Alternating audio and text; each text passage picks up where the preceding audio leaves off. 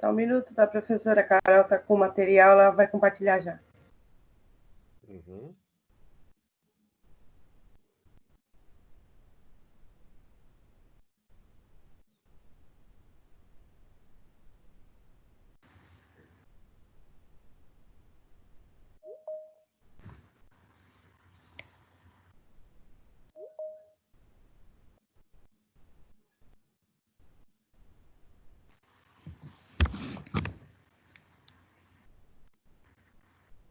Pode começar, professor? Pode começar. Tá. A gente vai apresentar sobre a estimulação elétrica funcional. Eu, a Vivi e a Luane. A Luane já tá aí?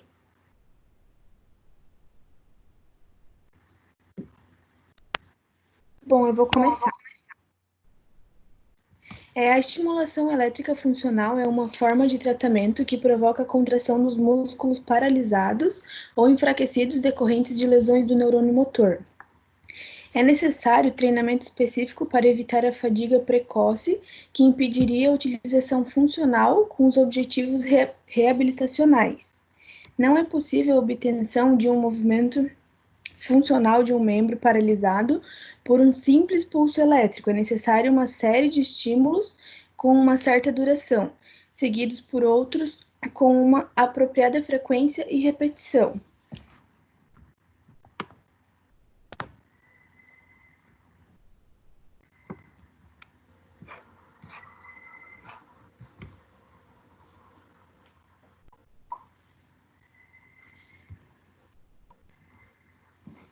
Eu vou falar um pouquinho da contraindicação e indicação. Contraindicação, incapacidade cardíaca, disritmia cardíaca, portadores de marcapasso, útero gravídico. Indicações: aumentar a força ou manter a massa muscular durante ou após períodos de inatividade forçada, manter ou ganhar amplitude de movimentos, reeducar e facilitar o controle motor voluntário, reduzir temporariamente os efeitos da espasticidade, fornecer suporte para ortostase, posição em pé, reduzir a formação de edema.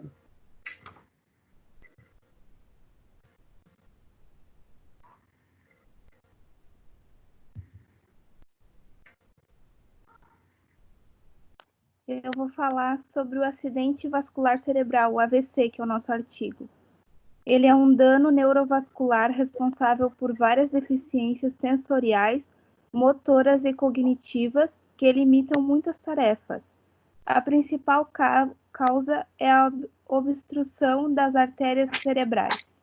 Estratégias de tratamento utilizadas após um AVC geralmente são baseadas em condutas cinesioterapêuticas e visam a recuperação da força muscular e do controle motor. O uso do FES em um paciente que apresenta déficit de marcha por hipotonia do músculo tibial anterior estimula a contração muscular para treiná-la.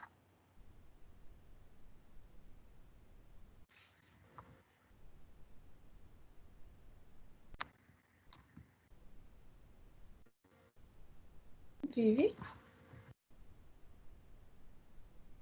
Tá, mais um pouquinho? Bom, o objetivo do FES, né, do recurso, é promover essa contração muscular por meio de uma eletroestimulação funcional, né, que é o FES. Bom, o AVE é uma sequela com uma lesão central, né, que causa espasticidade, né, que é alteração do tônus.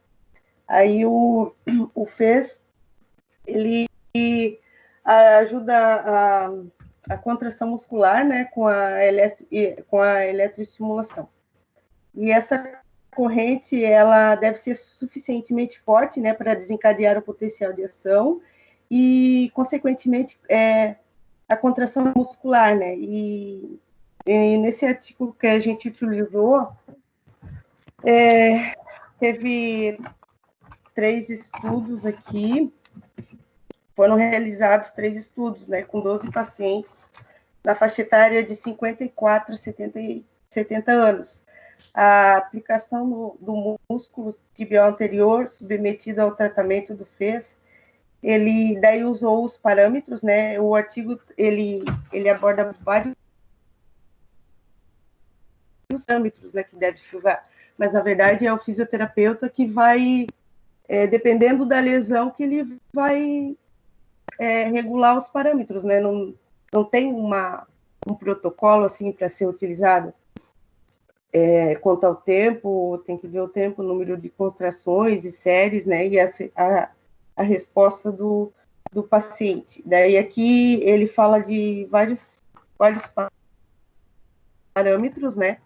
E o resultado ficou comprovado que o FES tem um grande aliado na redução da marcha, sendo capaz de fornecer parâmetros funcionais, tais como aumentar na velocidade e ritmo, aumento da velocidade e ritmo, melhora na fase de acomodação e aceleração, aumento do pico de torque da musculatura dorsiflexora e efetiva na ADM, né, ativa e passiva na redução da espasticidade. Está travando aí. Seria isso, professora. Não sei se mais alguém tem alguma coisa para completar.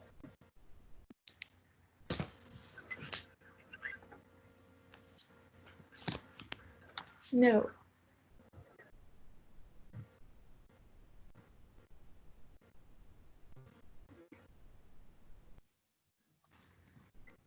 Pessoal, alguma dúvida?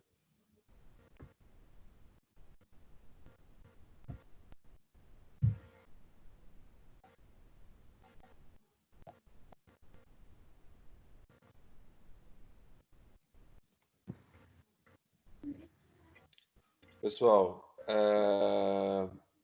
o estudo de vocês apresenta o efeito, então, do FES, né, em pacientes com ABC, certo?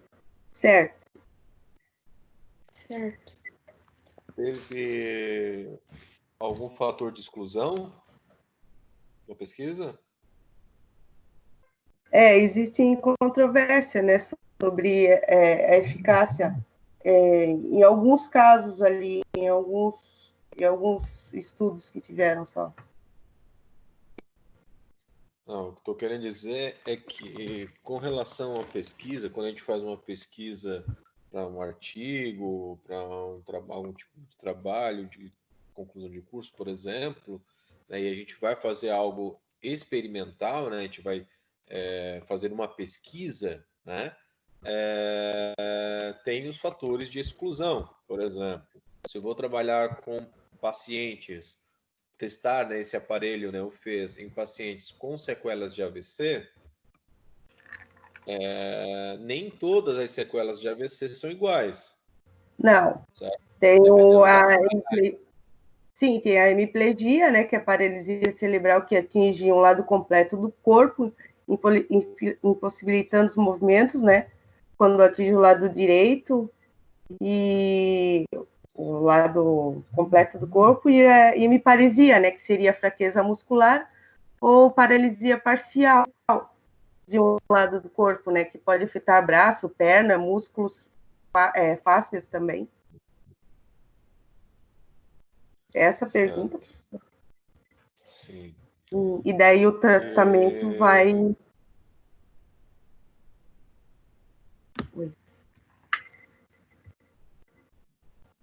Porque ele vai ter alterações de sensibilidade, né, alterações de equilíbrio, na funções da marcha, várias sequelas, né? Na verdade, alterações de sensibilidade ele não pode ter, né? Senão fica contraindicada a utilização do aparelho.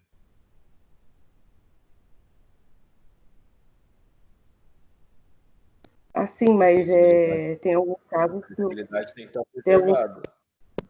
Sim, o nervo tem que estar preservado. Uhum. E como ali o próprio nome, a tradução, né, ali do FES mostra, né, ele é um estimulador elétrico funcional, ou seja, ele estimula a melhora da funcionalidade daquele local onde você quer trabalhar. Como você citou ali, vocês citaram, né, o movimento Plant-Dorse, que é bastante utilizado, como até exemplifiquei para vocês, aquele que tem um dispositivo onde ele vai acionar no momento do deambular ali do paciente, né, estimulando, por exemplo, a dorsiflexão, né, para que o paciente não arraste o pé no chão. Aí no momento que ele vai fazer o movimento ali de balanço, né, do caminhar, aciona ali o fez, ele consegue fazer a dorsiflexão, né, e fazer pelo menos melhor ali os processos de um passo, né? Sim, eu percebi assim que o uso dessa eletroestimulação, não é tão simples, né? Porque não existe um protocolo, tu vai usar tanto o parâmetro, tu tem que avaliar o paciente para tu poder colocar os parâmetros certos ali, né? Até para ocorrer essa estimulação, né? Protocolos até devem existir, mas aí vai de profissional para profissional, né? Como tem protocolos de tratamento de ombro, protocolos de tratamento de lombar, só porque assim, como a gente já falou várias vezes, né? Cada corpo reage de uma forma, cada lesão também vai trazer uma sequela diferente, por mais que sejam 10 pacientes que tiveram AVC, vão ser 10 pacientes que vão ter sequelas diferentes. Então, sim, o ideal é a gente avaliar e tratar esse indivíduo individualmente, né? Que seria a melhor forma de se obter o melhor resultado. Sim, entendi. Mas eu falo assim, ó, para nós que estamos saindo de uma formação, para a gente utilizar esses métodos, eu acredito que se tem que fazer um curso mais profundo, né? Mas se aprofundar mais, né?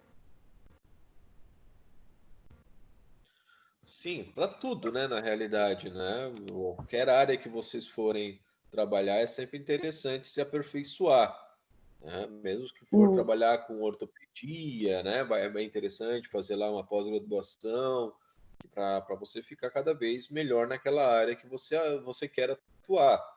Né? Você pedir para vocês, sair só com o que a gente aprende na faculdade é bom, porque a gente tem uma boa noção de cada área. Mas depois que sai da faculdade, inevitavelmente você tem que se aprofundar se você quer ter um diferencial no mercado de trabalho. O que a gente ganha na faculdade é uma base, porque é bastante importante, né? Só porque não pode ficar só na base, né? Tem que buscar aí um diferencial. Beleza? Verdade. Mais alguma coisa, professor? Por mim, tá tudo certo. Pessoal, alguma pergunta sobre o FES? Para os colegas?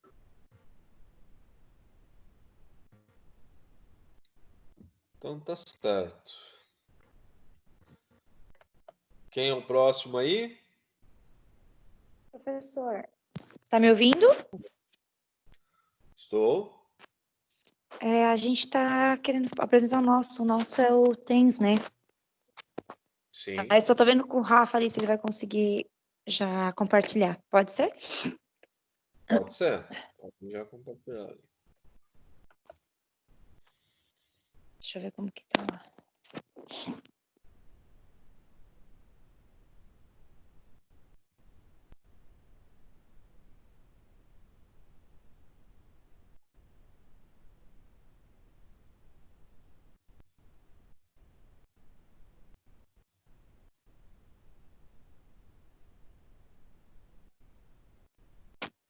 Rafa? O Rafa tá aí, professor, que tinha caído antes da internet dele. Eu não tô conseguindo ver. Deixa eu ver aqui. Eu só lembro que eu recebi uma mensagem dele. Clênia, minha internet caiu. Ué, será que ele não tá? Não, acho que não. Ai, professor, tá. então se alguém quiser apresentar, ele deve estar tentando entrar, então. Aí a gente apresenta depois, então. Tá. Próximo aí, então, pessoal.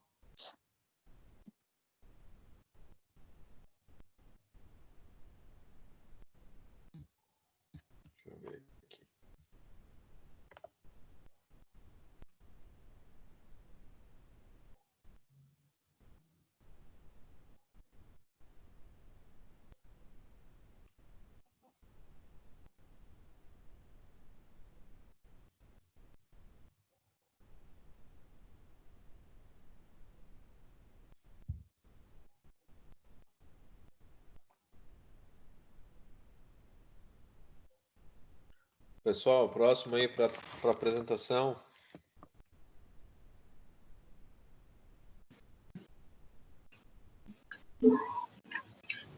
Professor Luana, tá Caetano, aí?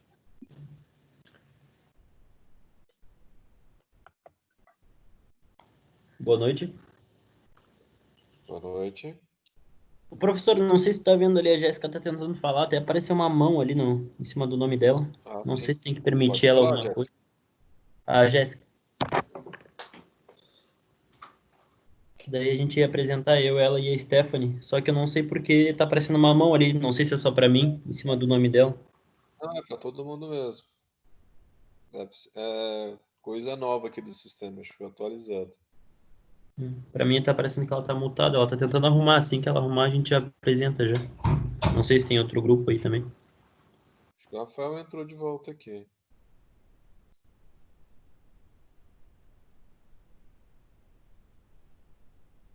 Ô Jéssica, tenta sair e entrar de novo no Teams.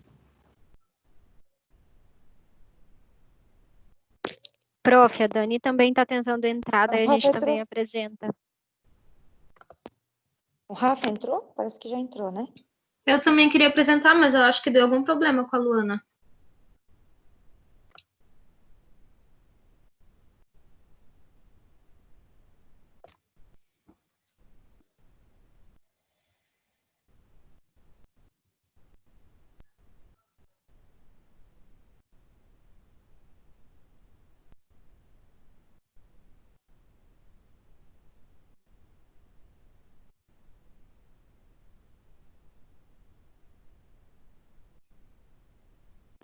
Professora, a Jéssica tá pelo Professor, computador, acho que tá sem microfone e ela tá entrando pelo celular. Uhum. professor, o Rafa vai tentar compartilhar agora, tá? Tá bom.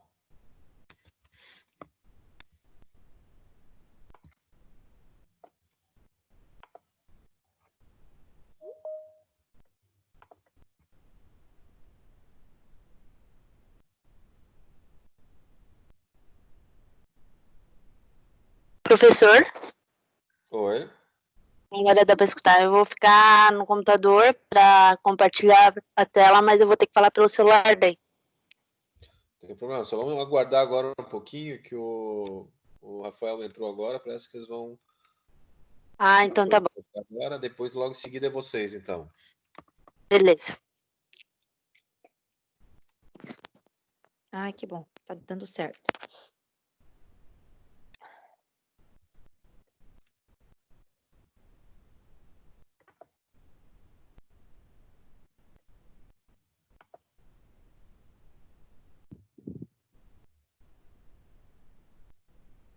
Pode começar, pessoal.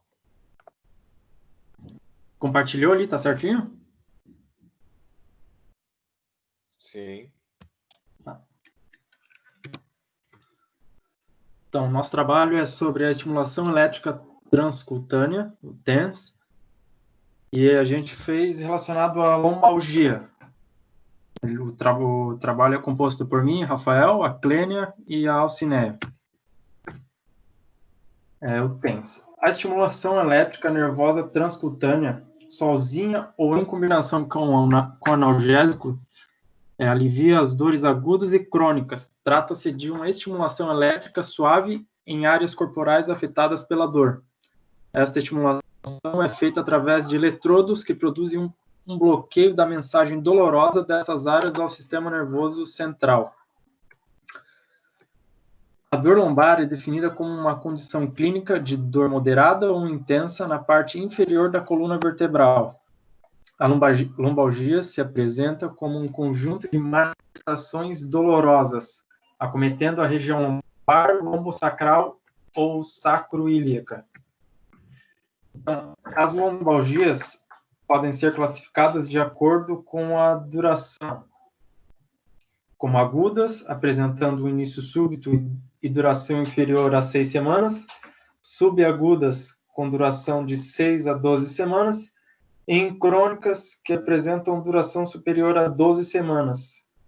E lombalgia recorrente é aquela que aparece após períodos de abrandamento.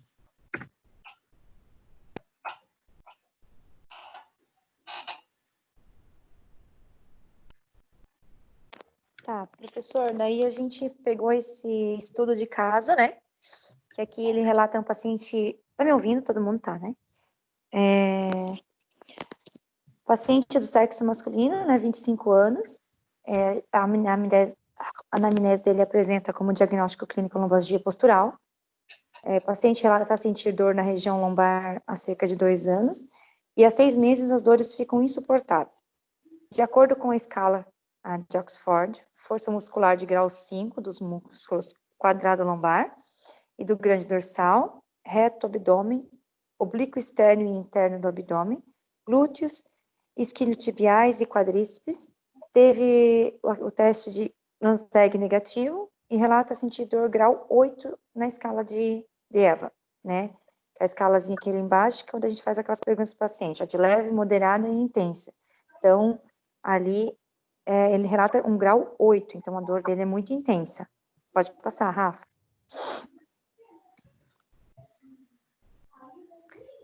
Foi diagnóstico cinético funcional de dor na região lombar, limitando os movimentos de hiperextensão de tronco, flexão de quadril. Os objetivos do tratamento consistiram em diminuir a dor, aumentar a flexibilidade, melhorar a qualidade de vida e o AVDs, tração lombosacra e de cervical, exercícios ativos de rotação, flexão e extensão de tronco e 3 flexões de quadris, que bascula da pelve, exercícios de ponte, fortalecimento dos músculos quadrado lombar, reto do abdômen, oblíquos e isquiotibiais, contração isométrica dos músculos do assoalho pélvico, seguindo as orientações do terapeuta, vagarosamente, puxe sua barriga para dentro e segure. Puxe para cima e para dentro, daí seu esfíncter. Manobras miofasciais, como pompagem da lombar e cervical, massoterapia na região dorsal, exercício de relaxamento com enfoque na respiração. Aí feita a aplicação de bandagem funcional elástica na região lombar, o TENS com uma frequência de 8 Hz, duração de pulso de 180, intensidade de acordo com o... Pode passar, Rafa? De acordo com o mecanismo de ação. Ah, tá, daí ele já falou. De acordo com o TENS lá, que isso aqui já vem em ação fisiológica. Pode voltar. A gente fez esse estudo de casos ali da parte da lombar, professor, porque assim, é uma das caixas na fisioterapia, um dos pacientes que a gente vai mais, talvez, às vezes, tratar. Principalmente porque a gente botou ali a relação da postura, né? A maioria dos pacientes chegam relatando essas dores lombar, né? Principalmente a postura do pai, porque eu fiquei de tal postura, né? A relação postural que a gente tinha colocado ali. E a gente colocou, que foi colocado ali o TENS nas frequências, só que nesse relato que a gente fez aqui, dessa pesquisa, o paciente com essa dor foi feito não só o TENS, né? Ele vai ajudar na algia ali para o paciente, e fazendo essa algia a gente consegue fazer as outras manobras, que a gente fez miofascial, foi feito alguns exercícios que ajudaram o paciente, né? E o uso do TENS, ele se mostra benéfico na ocasião da dor, por causa do mecanismo dele de ação que está relacionado com a teoria da comporta, que o professor já tinha explicado para a gente, né? Até tinha botado aqui, que propõe que os impulsos nervosos aferentes são modificados ou bloqueados por uma comporta dentro do corno posterior da medula espinhal. Então, assim, né? Inibe a dor e a gente consegue fazer todo esse exercício no paciente. Agora eu vou passar e deixar ela falar um pouco da fisiologia da dor ali também, do TENS. Então, a ação fisiológica do TENS. O mecanismo de ação do TENS está relacionado com a teoria da comporta da dor proposta por Melzack et al., que propõe que os impulsos nervosos aferentes são modificados ou bloqueados por uma comporta dentro do corno posterior da medula espinhal.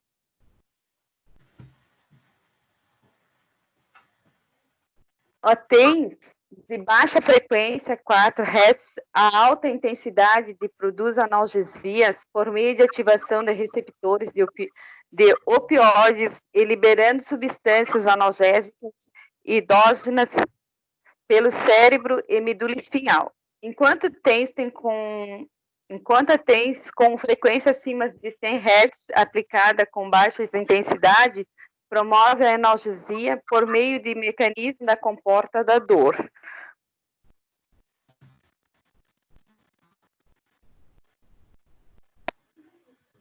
De acordo com a teoria da comporta da dor, a corrente elétrica ativa as fibras nervosas aferentes, que são mielinizadas de grossos calibres e condições rápidas, inibindo na medula a passagem dos estímulos dolorosos conduzidos pelas fibras ao EC, ambas de pequenos diâmetros que não mielinizadas e de condições lentas.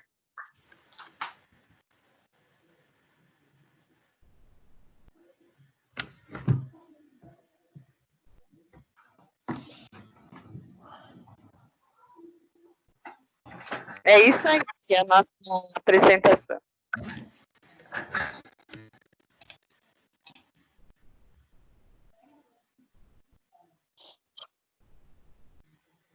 Professor, acho que é isso que a gente... Porque o TENS, a professora tinha explicado, é um dos mecanismos que a gente mais também vai utilizar. Eu digo por mim que fui procurar, né, a fisioterapia, porque a gente pegou ali um caso que foi a dor lombar, que a gente sabe que muitos pacientes procuram a gente por dor lombar, por algum motivo que a gente vai ter que fazer uma anamnese nesse paciente, né? E descobrir realmente por que está relacionado a essa dor lombar, né? Que às vezes, como eu falei ali, a gente pegou a parte postural, que a maioria das vezes são postural, mas tem outros fatores também que pode vir a dar a dor lombar. Então, a gente vai ter que ter, assim, tipo, um olhar bem clínico, eu vou dizer, né, no paciente para ter um bom diagnóstico, se realmente, por que está relacionado essa dor? Porque a dor, às vezes, lombar do paciente pode ser até uma dor que a gente fala que é a dor, tipo, de emoção, que a gente viu ali. Às vezes o paciente, só de estar vindo e a gente estar fazendo algumas coisas com ele, né, já vai melhorar a dor dele. São vários tipos de dor, por isso que a gente tem a escala ali para a gente avaliar, porque não tem como eu dizer que a dor do paciente é tal, ele tem que relatar para mim a dor, né? E também a gente saber a quantidade que a gente tem que fazer ali, não quer dizer que tá o padrão, como o professor falou aquele dia pra gente. No livro está escrito a quantidade que a gente tem que fazer, só que a gente tem que ver o quanto o paciente dá para botar a quantidade de hertz do TENS, mudar, alterar ali no aparelho. Eu digo por mim porque eu comecei a fazer o TENS na minha, que era tendinite, era uma de Kervem, e eu digo para ti, eu comecei com baixa, foi indo, foi um certo ponto que eu já não sentia mais, né?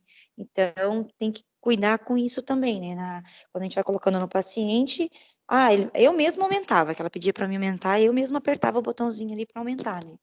Então, a gente percebe que daí vai chegando num ponto que não sente mais dor, daí depois já fazia a parte dos exercícios. Acho que é mais ou menos isso, sabe, professor? Não sei se ficou bem explicado. Alguma pergunta, pessoal, sobre o TNS aí para o grupo?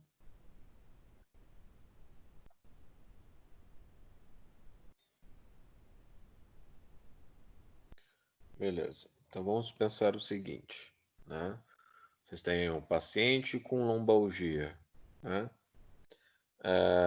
E vocês têm o aparelho TNS aí como forma de ajudá-lo, né? O que o TNS vai poder fazer nesse caso? Como conclusão aí para vocês.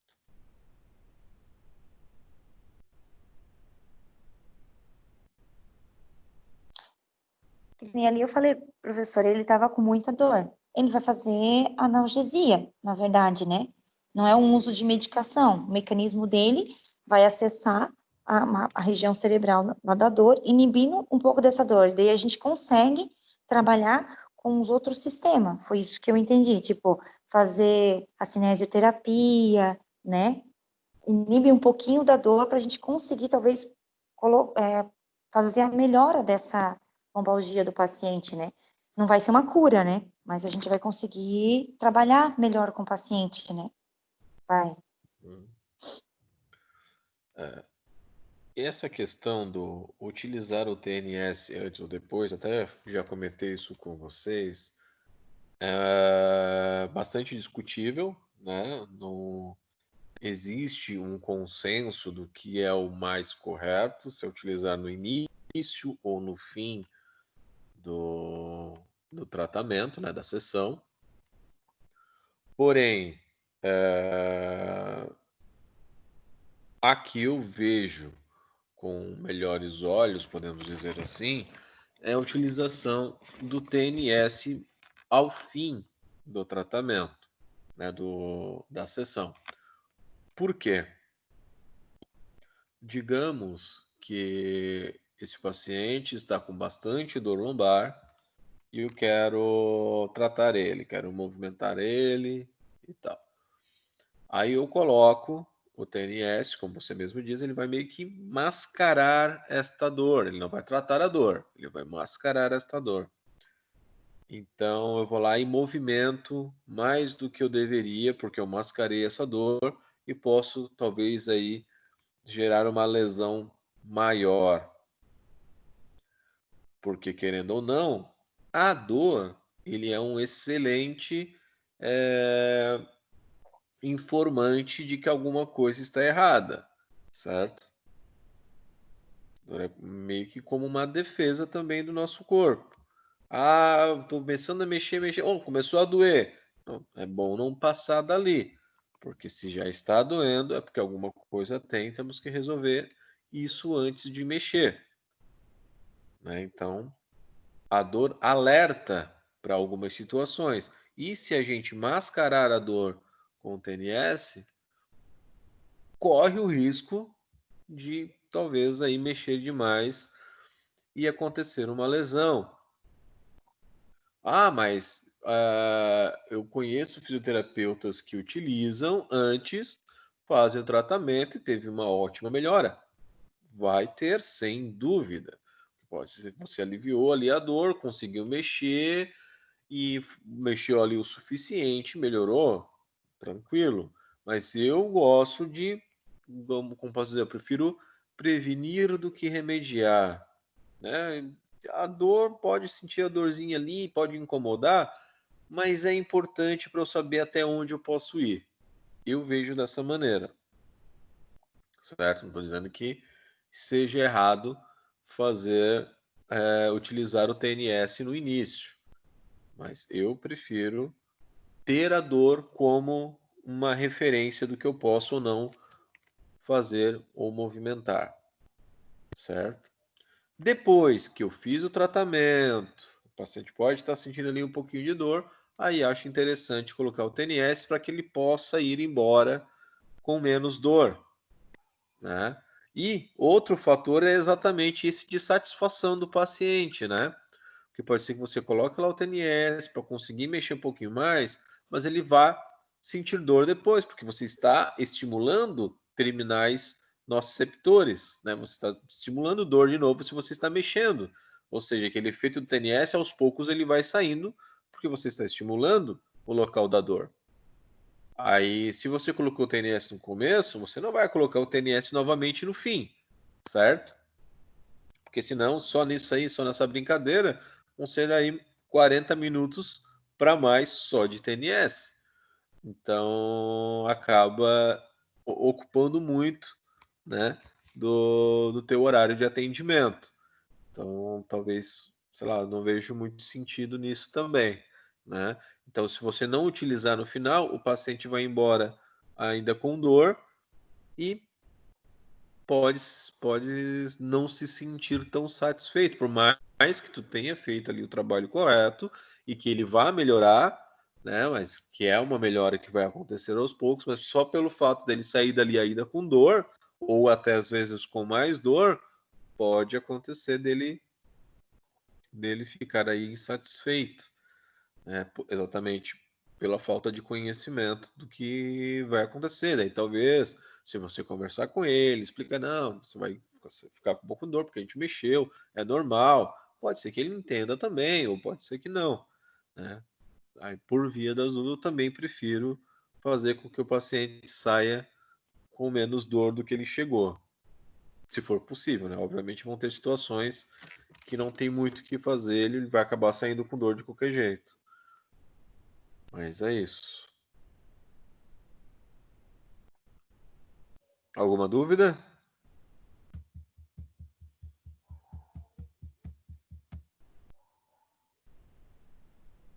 Tranquilo?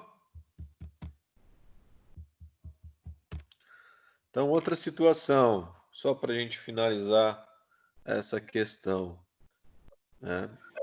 Lombalgia. A gente falou, vamos botar o TNS para analgesia, para poder utilizar com outras técnicas o tratamento, né? Mas o que seria interessante primeiro a gente saber dessa situação?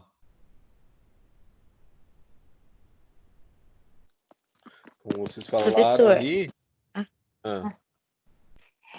que nem aqui, Pode né? falar. Eu li aqui sobre a lombalgia nessa parte postural aqui do paciente, né? Que eles fazem isso, mas eu li num outro artigo e também perguntei pro meu chefe, né? Sobre a lombalgia. Porque como tu disse aqui, a gente pegou aqui eu peguei do quadro postural do paciente, só que a lombalgia ela pode ter vindo de outros fatores. Então, eu acho que na nossa anamnese a gente tem que saber, até como o professor me explicou aquele dia, no que o cara trabalha, né? Porque eu vou tratar o cara e se ele trabalha com alguma coisa que vai continuar piorando também a situação dele, né? Ou seja, temos que descobrir o que causou a O que lombalgia. causou a lombalgia que aqui Exatamente. no caso dele é postural, só que no nosso coisa é postural. Postural por quê? Porque é por causa do trabalho dele ou, né, que às vezes no próprio trabalho, ou fica muito sentado, ou fica muito de pé, ou faz algum tipo de movimento que ocasionou a lombalgia, né? Daqui só fala que é postural dele, mas não disse para mim que é do trabalho dele, ou que é de qualquer outra coisa, né? Só que é da postura. Exatamente, até porque no trabalho dele, aí tem que saber se foi feito algum tipo de trabalho ergonômico, né? Se está fazendo alguma coisa que possa melhorar com relação a isso, ou se é a quantidade de tempo que ele fica na mesma posição, ou se já tem alguma dificuldade de movimento pré-existente, se teve algum tipo de lesão anterior que possa repercutir nessa dor lombar, né? E falando das partes mecânicas e biomecânicas, né? A dor lombar ela pode acontecer devido a consequências de uma entorse de tornozelo, uma perna mais curta, independente se é verdadeira ou falsa, uma disfunção ou dificuldade de movimento de cervical, pode repercutir em lombar aí devido a estruturas que elas têm ali em comum. Ou seja, só nesses pequenos exemplos já mostra a quantidade de possibilidades que podem acontecer, que podem gerar uma dor lombar, certo? Então, a função do fisioterapeuta é exatamente buscar o que está causando aquela dor lombar. Porque senão o aparelho TNS acaba se tornando obsoleto, não paliativo, podemos dizer assim. Porque se você não resolveu a causa da dor, né, o que está causando aquela dor lombar, você vai colocando TNS, vai aliviar a dor, o que está causando a dor vai continuar gerando esse efeito e a dor vai voltar. E assim, continuamente, até se transformar aí numa situação mais crônica, trazendo mais consequência, mais adaptações. Talvez aí essa dor lombar, que pode ser muscular, pode se tornar aí talvez uma lombociatalgia, né? Daí já é uma dor lombar irradiada devido a compressões nervosas, né? E assim, cada vez pior, né? Então, temos uma função aí bastante importante de investigação nas causas dos problemas aí dos nossos pacientes.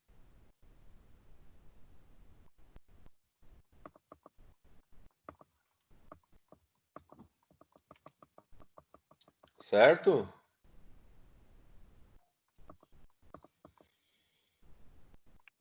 Certo.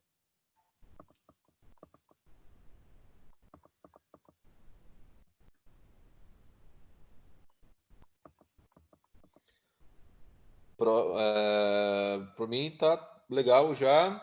Se alguém tiver mais alguma dúvida sobre esse assunto.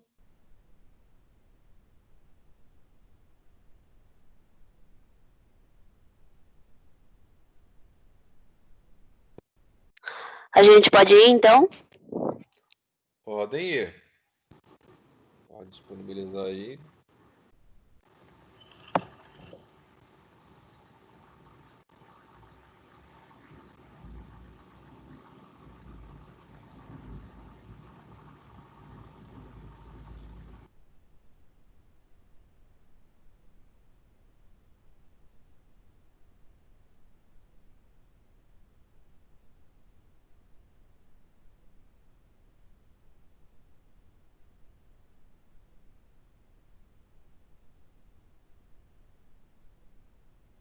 Foi, professor, ou não?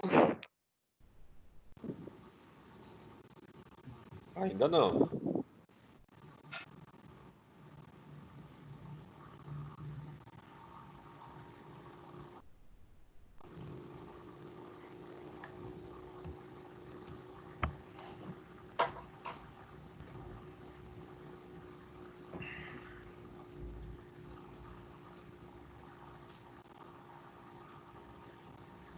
Acho que agora foi, né?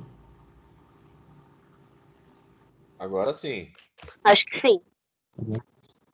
Então tá. Pessoal, boa noite. O nosso trabalho, ele será sobre a aplicação do aparelho chamado laser. Eu acredito que todos já ouviram falar alguma vez sobre laser, mas às vezes ele pode ser um pouco confundido, né? Sobre referente àquele laser lá que é utilizado na estética para retirar manchas, ou até mesmo com um laser que é realizado a correção da visão, né? Então, o nosso laser, ele é referente a um artigo que é abordado a um artigo da laser terapia realizado como tratamento da síndrome do impacto do ombro, né? Então, pode passar o slide, Jéssica. A equipe é o Breno, eu, Jéssica e a Stephanie. Tá bem. Então, a palavra laser, né, é uma sigla que significa, claro, é uma sigla em inglês, que traduzida ela significa luz amplificada por emissão estimulada de radiação, que nada mais é que realmente o objetivo do aparelho, né?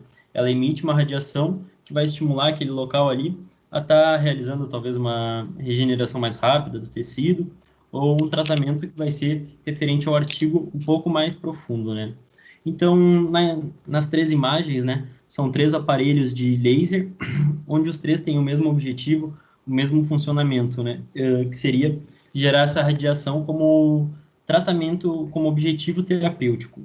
Então, onde esse aparelho vai emitir uma luz que vai irradiar o tecido do paciente com um efeito, uma causa terapêutica, né? Vai acelerar talvez um fechamento de ferimento ou o que a gente vai comentar um pouquinho a seguir, tá? Então, o laser é uma radiação não ionizante, então quer dizer que o tratamento dele não é tão agressivo à saúde do paciente, né? Ele só vai ser agressivo se for realizado de forma incorreta, né? Então, tem que saber utilizar esse equipamento, mas ele não tem uma energia, pode-se dizer, que vá ocasionar alguma patologia no paciente grave, né? Então, normalmente, esses aparelhos eles vão ter 2 funções, uma chamada de infravermelho e a outra chamada de vermelho. Realmente, a diferença deles ali dá de perceber porque o vermelho sai uma luz vermelha e o infravermelho não sai nenhuma luz visível, tá? Então, e na utilização deles, a principal diferença vai ser a penetração que um e outro pode estar realizando no tratamento. Então, normalmente, o infravermelho ele vai variar de 700 a 1000 nanômetros. Isso é a unidade utilizada para que a gente chama, né, de comprimento de onda. E o vermelho, normalmente, ele vai variar ali entre 600 e 660 nanômetros. O que isso significa? Que o vermelho, por ser 600 nanômetros, ele normalmente vai ser utilizado em tratamentos que é normalmente nas superfícies. E o infravermelho, quando é um tecido mais profundo, tá? Então, lembrando que esse aparelho, ele é um laser de baixa intensidade, então ele não é algo que possa fazer ali, cortar a pele, nada disso, tá? E esse aparelho, normalmente, quando você compra, ele já vai ser registrado pela Anvisa. Quando for utilizar ele, é obrigatório, isso é uma lei, né? É obrigatório utilizar o óculos de segurança, por mais que seja não ionizante, ele é obrigatório estar utilizando esse EPI. Normalmente, quando você vai ver os vídeos na internet, né? Você vê o profissional utilizando e o paciente que está praticamente do lado, né, do profissional não está utilizando esse EPI, né? Então, os dois devem sim utilizar esse EPI. E essas energias que são estimuladas ali se chama a unidade em joules, né? Então, normalmente esses aparelhos vão variar de 1, 2, 3, 4 a 6 e 9 joules, que seria a energia dosada no aparelho, né? E também com a profundidade. Acho que seria, pode passar? Acho que seria isso, referente ao aparelho. Tá, professor, ele explicou um pouquinho o Breno explicou um pouquinho do aparelho. Eu vou falar um pouquinho dos efeitos referente à síndrome que a gente estudou, que a gente viu o artigo, que é a síndrome do impacto do ombro. A síndrome do impacto do ombro é causada por uma inflamação devido a atividades repetitivas do ombro, lesões ou envelhecimento, o efeito biológico. Os efeitos do laser podem atuar diretamente no alívio do quadro álgico ou no processo inflamatório. Daí eu separei alguns itens ali para a gente explicar um pouquinho dos efeitos dele. Os efeitos do laser para a redução do quadro álgico se dá na reabsorção do exudato, que é o líquido inflamatório, todo mundo conhece popularmente por pus, que tem uma alta concentração de proteína, onde ele vai favorecer a eliminação das substâncias algógenas, que são substâncias químicas que intensificam a dor no paciente, no caso. Ele vai atuar à distância sobre o filtro da dor como um estímulo constante sobre as fibras nervosas grossas, bloqueando assim a passagem das sensações dolorosas, transmitidas pelas fibras finas, que são nos nossos nervos periféricos. Ele vai causar efeito também nas zonas reflexas, por meio da atuação no cérebro, diminuindo os níveis de bradicinina, e ativa a liberação de endorfinas. A bradicinina é uma substância algógena também, que intensifica a dor no paciente. As endorfinas, elas atuam como inibidores da sensação dolorosa. Já nos efeitos anti-inflamatórios, são consequências que o laser exerce sobre as prostaglandinas, que são outras substâncias químicas que são intensificadoras da dor,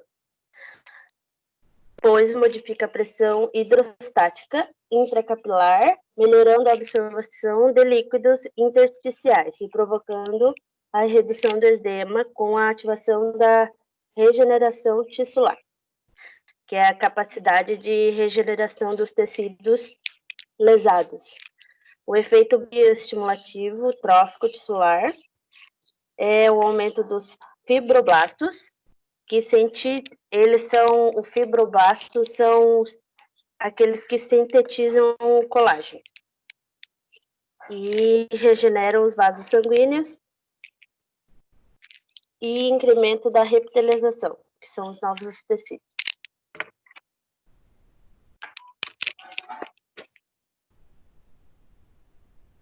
Agora a Stephanie vai falar um pouquinho dos benefícios. Vamos lá. Então, eu vou falar ali sobre os benefícios, né, da laser terapia. Nesse caso, ela vai proporcionar a redução do quadro álgico e a melhora no ganho da amplitude de movimento. Isso devido, né, ao efeito analgésico e anti-inflamatório do laser.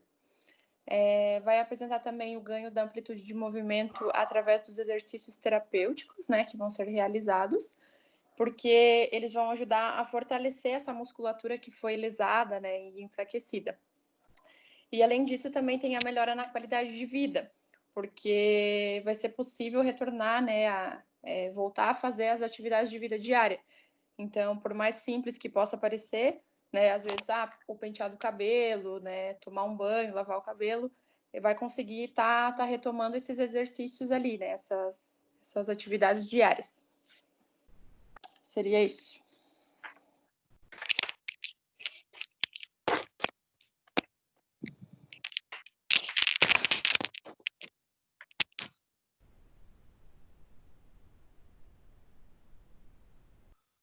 É isso, professor. Então, pessoal, alguma pergunta?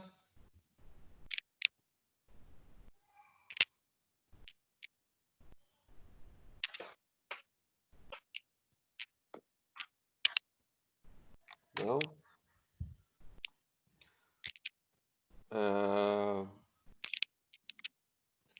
Com relação à situação e problema de vocês, que é no caso, o tratamento da síndrome do impacto do ombro, tem fala alguma coisa sobre a causa do impacto?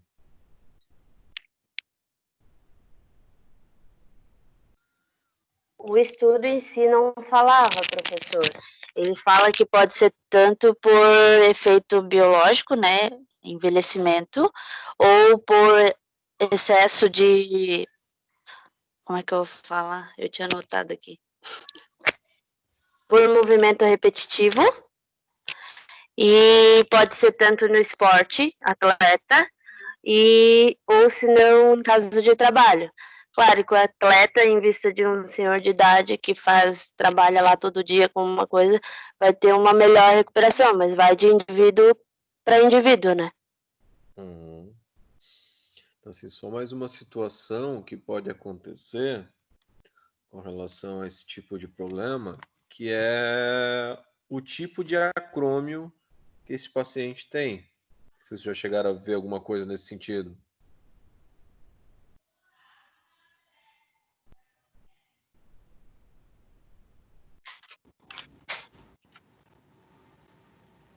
Chegaram a ver alguma coisa sobre tipo? Não. Não vi. Exatamente essa situação, assim, são conhecidos, são 3 tipos de acrômio, né? O tipo 1, que é um mais retinho, o tipo 2, ele tem uma leve curvatura, e o tipo 3, que é um ganchoso, né? Que já fica mais aproximado ali da inserção, por exemplo, ali do supraespinhoso, que normalmente é o tendão mais acometido nesse tipo de síndrome, né? O impacto acaba sendo o impacto ali do acrômio com as estruturas que se inserem ali na tuberosidade maior do húmero, e também até bursa também, né? Pode ser acometida nessa situação. Então, só por curiosidade, né, ainda tem mais esse fator, não somente o fato de envelhecimento, como também uma falha proprioceptiva pode ser o fator, né? O que seria essa falha proprioceptiva? No mecanismo de movimento da articulação glenomeral, a não contração ou contração não acontecendo no momento correto da musculatura estabilizadora do ombro, que no caso é o manguito rotador, pode gerar também o impacto ali da tuberosidade maior, né, com o acrômio. Então, também é esse um outro fator que pode gerar, né, essa inflamação, esse tipo de lesão. Ah, sim, professor. Daí foi assim, eu pensava que era para focar mais no laser, daí eu coloquei ali o textinho da síndrome que a gente leu o artigo, mas eu procurei focar mais no laser, por isso que eu não me aprofundei tanto. Não, mas assim, a ideia era realmente discutir, né, os casos e o aparelho, como é que a gente pode fazer essa junção, até porque é o que a gente vai fazer na vida real, né? Sim. Por exemplo, vai chegar para vocês alguém com síndrome do impacto do ombro, aí você, síndrome do impacto do ombro, o que pode estar acontecendo ali, né? Aí vocês sabendo o que está acontecendo, a gente pode também já definir, né, exatamente também qual o melhor aparelho a utilizar, né? Eu sei que a proposta de trabalho é um pouco mais difícil, é difícil isso que eu estou propondo para vocês, porque a gente está tentando focar em um aparelho só. Obviamente, alguém que tem uma síndrome do impacto do ombro, você não vai utilizar somente o laser. Você vai ter uma gama de aparelhos que você vai poder utilizar, que também vão ajudar bastante. Ultrassom, TNS, né? Que também vão ajudar bastante com os efeitos fisiológicos ali. Mas é interessante quando a gente propõe uma lesão, a gente estudar a lesão de todas as formas que ela pode acontecer também, para a gente ter a melhor atitude no momento do tratamento também. Uhum. Beleza? Mas tá show de bola. Tá show de bola. É só para tentar aí o máximo abrir a mente de vocês para todas as possibilidades que podem acontecer com cada lesão. Porque isso, sem dúvida, vai ajudar vocês também no momento do tratamento. Certo. Era isso, professor. Era isso. Muito bem. Deixa eu fechar aqui. Prof, agora eu vou apresentar. A Dani não vai conseguir entrar, tá? Tá. Pode. Eu vou tentar compartilhar aqui. Tá, ok. Prof, depois pode ser eu e a Luana, tá? Eu só não sei se vai dar tempo hoje. Porque eu tenho uma outra aula com outra turma mais tarde. Vamos ver como é que vai ser. Qualquer coisa a gente vê se consegue hoje, senão a gente deixa por início da próxima aula. Beleza.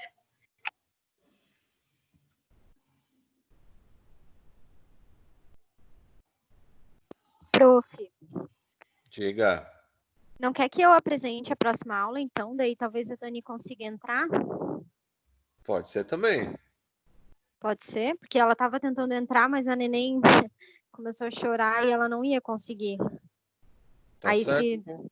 se der, não sei, qualquer coisa eu apresento também sozinha. Não, então pode ser. Vamos trocar então. Tá bom. Beleza, então, vou tentar compartilhar aqui. Show.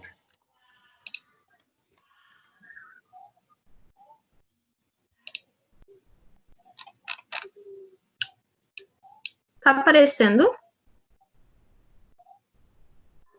Ainda não. Ainda não. Às vezes demora um pouquinho.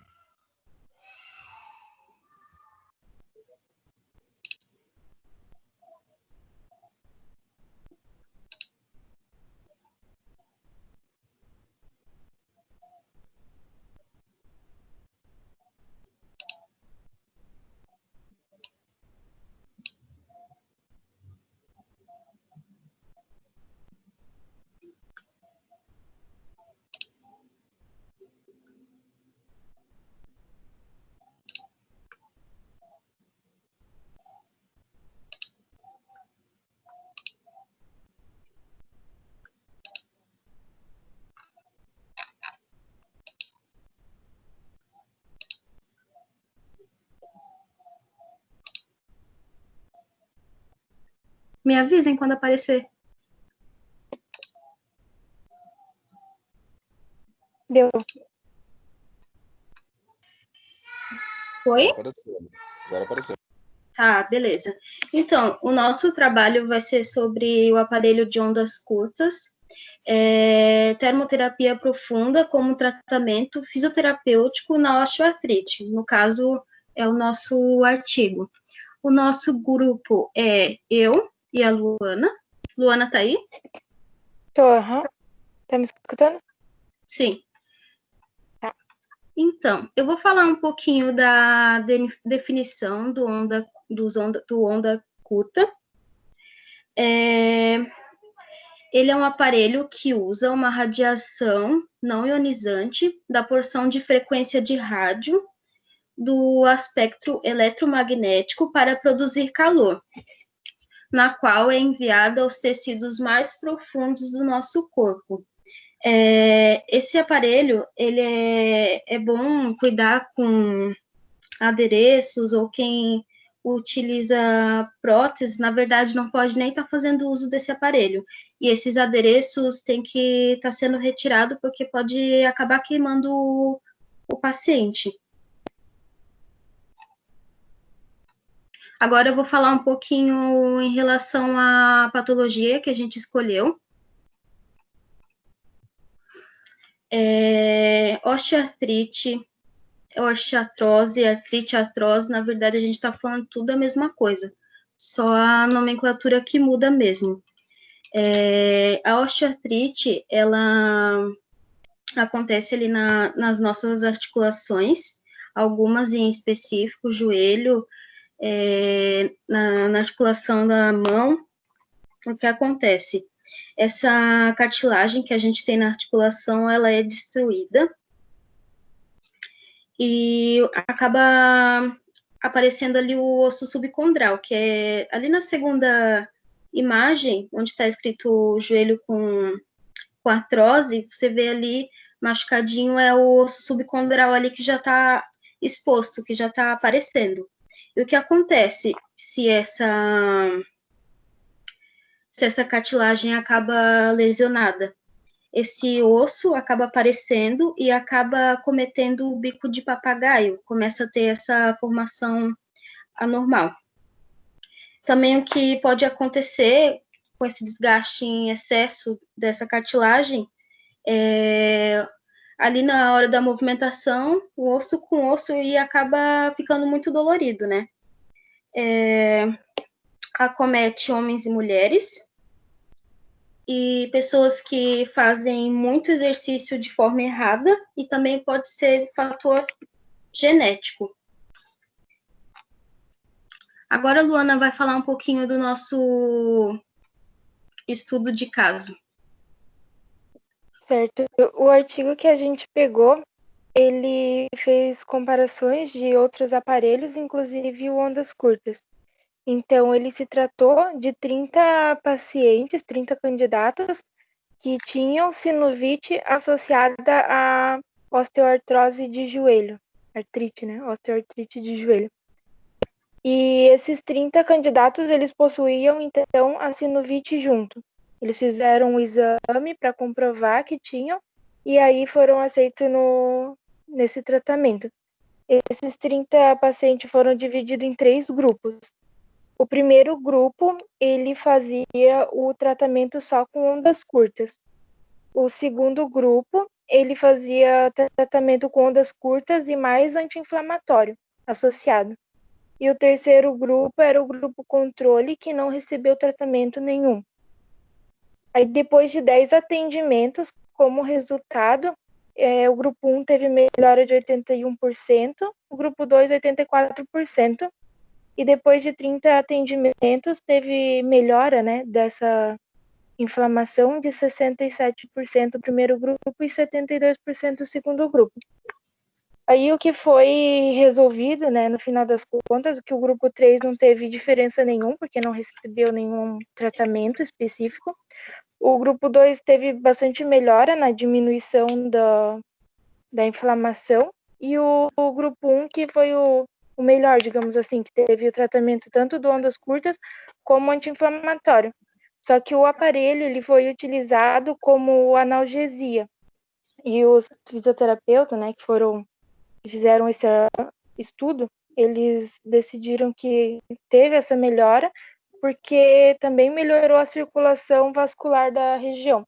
Por isso que diminuiu a inflamação e teve, né, essa melhora nos atendimentos. Lembrando que as sessões aí elas tinham 20 minutos cada, tá? Daí eu também ia complementar dizendo que a osteoartrite não tem cura, né? Desculpa, não tem cura conhecida. E a gente vai trabalhar realmente com a diminuição da dor e tentar manter ou melhorar a amplitude de movimento, né? A mobilidade no local.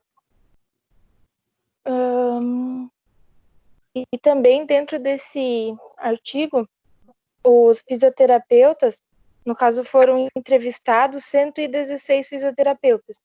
E 75% deles responderam que utilizam de forma pulsada a ondas curtas para lesões agudas e de forma contínua a programação dela para lesões crônicas, daí. No caso, poliartrites, assim, né? E daí seria isso. Professor, também no artigo ele dizia que o outro aparelho, que o professor comentou que era para a gente discutir mais aparelhos, que o outro aparelho também que teve resultado em analgesia para esse caso foi o ultrassom, além do ondas curtas, né? Esses dois aparelhos que poderiam ser usados para melhorar a analgesia. E seria isso, né? Isso.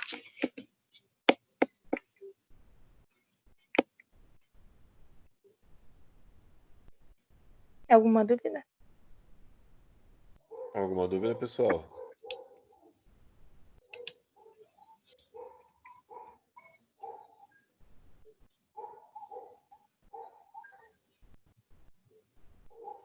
Acho que não. Só uma dúvida com relação a esse artigo para vocês. É osteoartrite ou osteoartrose? O artigo dizia osteoartrite. O que está escrito aqui é osteoartrose, né?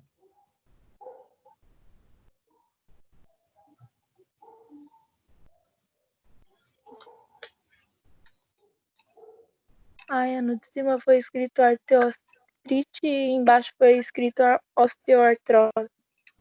Uhum.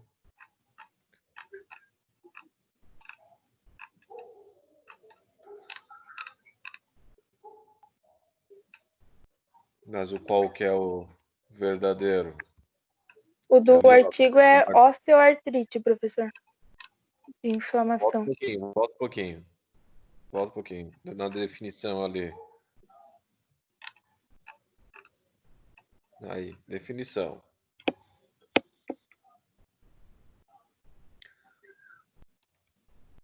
Osteoartrite é uma doença crônica associada às lesões de cartilagem e tecidos circundantes e caracterizada por dor, piora de movimento, rigidez e perda de função. Isso é artrite ou artrose?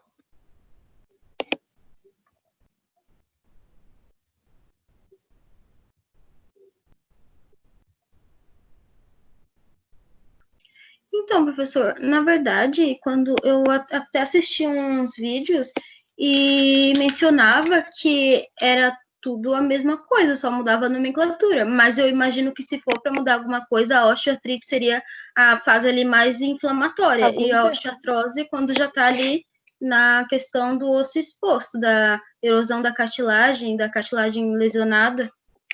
Um estado mais pior, digamos. Isso. Piorado. Quando acontece lesões na cartilagem, isso já é considerado um processo degenerativo da articulação.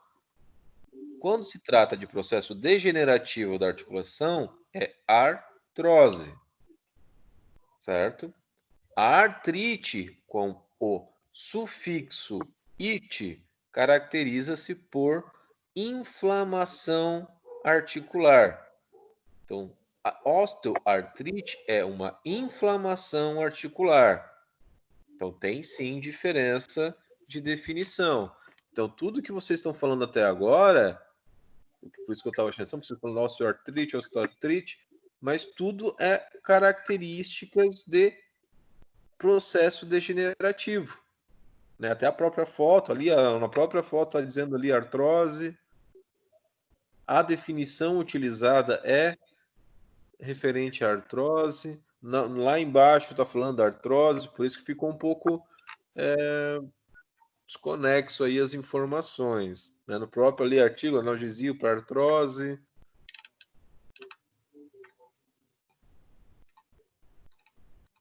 Né? Então, existem aí definições diferentes, sim. Osteoartrite e osteoartrose são lesões diferentes, situações diferentes.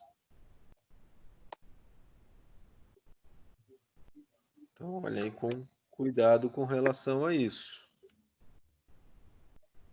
Osteoartrite, inflamação articular, osteoartrose, processo degenerativo da articulação.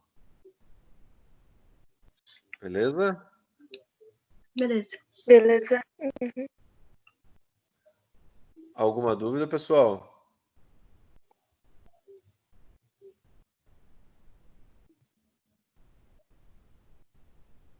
E a situação com relação ao aparelho, perfeita, né? Na fase aguda, onde existe um processo, talvez tenha, né, ali um processo inflamatório, e dores agudas em geral também, não é interessante a gente utilizar calor, né, profundo, exatamente porque pode exacerbar aí a dor e a inflamação, caso ela tenha, né? Já na fase crônica, a gente já poderia utilizar sem problema, né? Até porque tem todos os efeitos fisiológicos que vão ajudar aí bastante também. Certo? Então, podemos encerrar a nossa aula aí por hoje.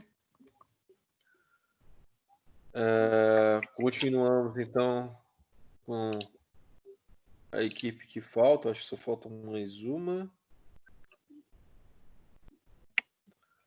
Aí finalizamos então na próxima semana e fechamos também o conteúdo. Depois iniciamos a fase ali de revisões, que logo aí tá chegando a segunda provinha, né? Beleza, pessoal?